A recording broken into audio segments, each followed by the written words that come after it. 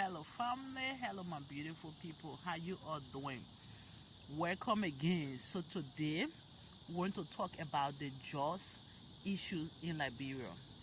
First, we want to congratulate all those that took their precious time on Thursday to get out there. It was so overwhelming.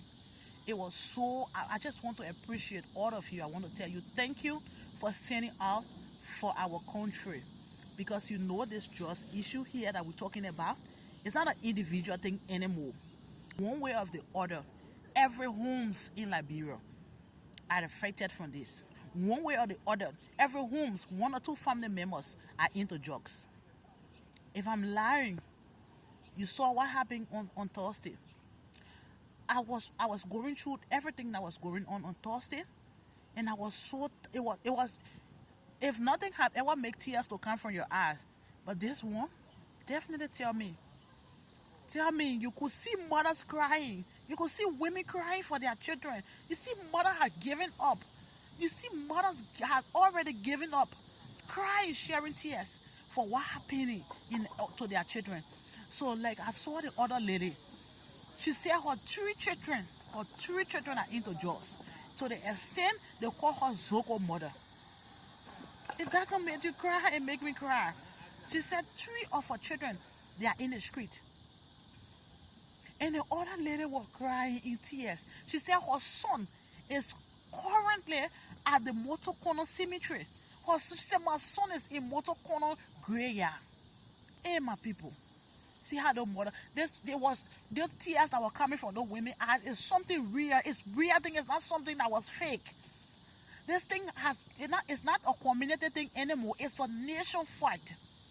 You saw how outside were looking when you had the opportunity to interview everybody. You will hear someone telling you that story about this drug. So this is a very serious case in Liberia.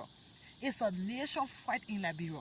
One way or the other, if you had a chance on Thursday to just interview anybody, you made it. So like the other man post I read, he was not able to speak it out with crying, but he wrote it out with tears.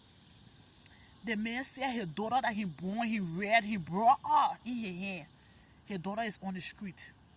According to what he said in a quote, that the fight that he went for, it was not a protest that he went for him. It was like an individual fight that he went for on Thursday. It was like a personal fight. He said it was something like a personal fight because he's seeing his daughter on the street. He go to bed at night, he thinking whether he will wake up the next morning and hear a bad story about his daughter, whether he will hear that his daughter is no more. I feel her pain. I don't know whether you have ever felt that pain. This is serious. It is so heartbreaking. I want to be okay to talk this thing because I don't like to share my personal situation.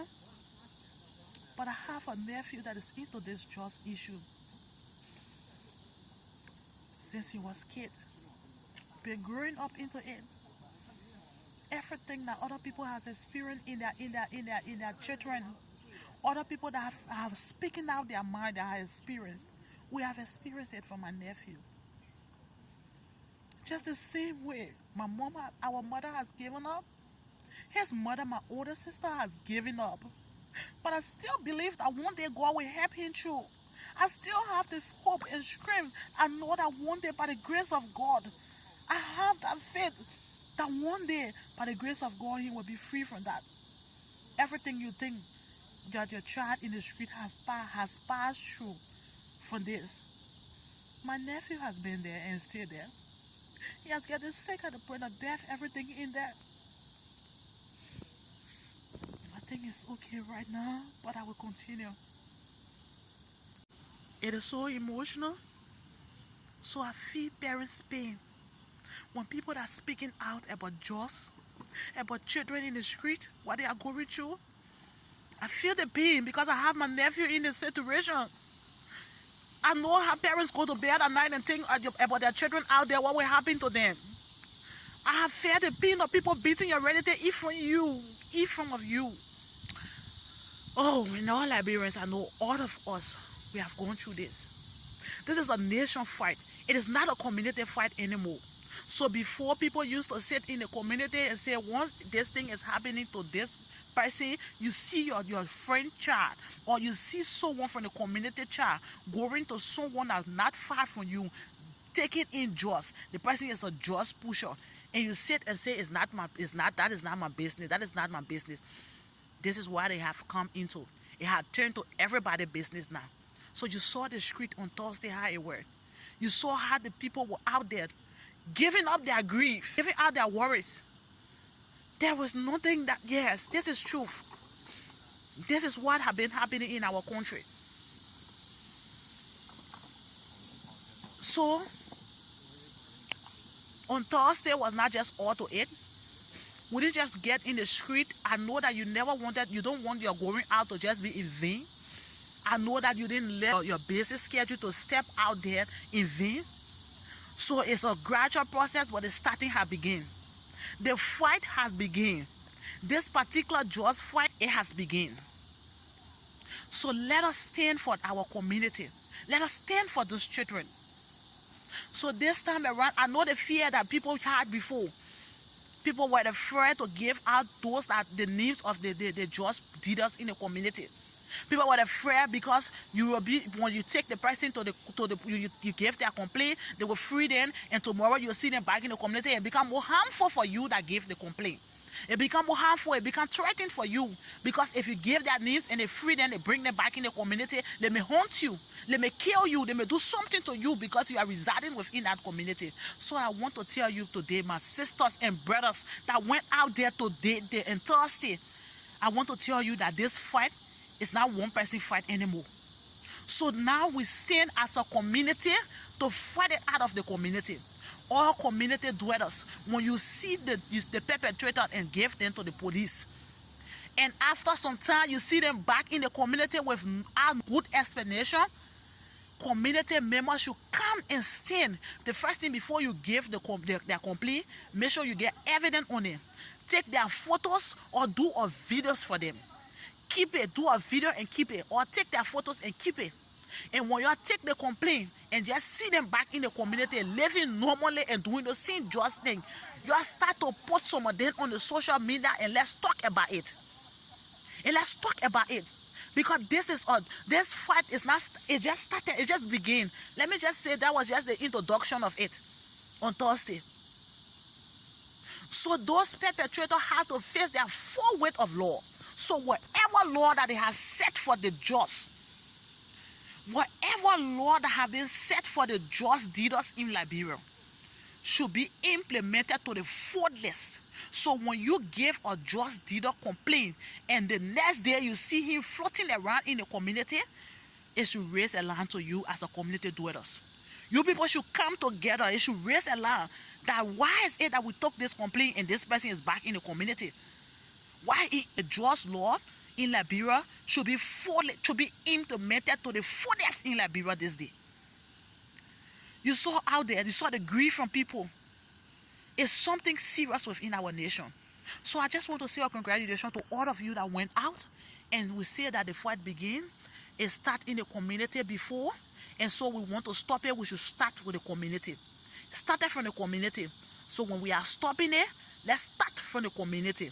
So report every just case and come as a community members. Your word should be your word. Stay as your community members to give those cases. So I want to say a big congratulations. Thank you for this video, but I don't want it to be long, so I just want to ask one question.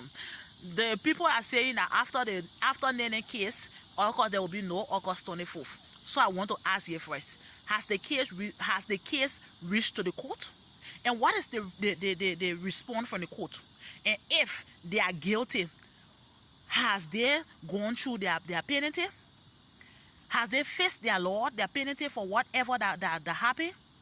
That's my question. Because we are Liberians, we are noticed to be people that raise or something and don't end it. We start things, we don't end it. So when we start things, we should always want to see the end. We should always want to get the information of that thing to the end. So we shouldn't raise up things as Liberian as usual.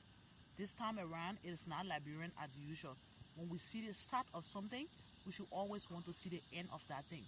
So, like same as Nenen issue. Nene issue, it raised us so hard. We saw the start of it, and we are not hearing the legal part of it currently.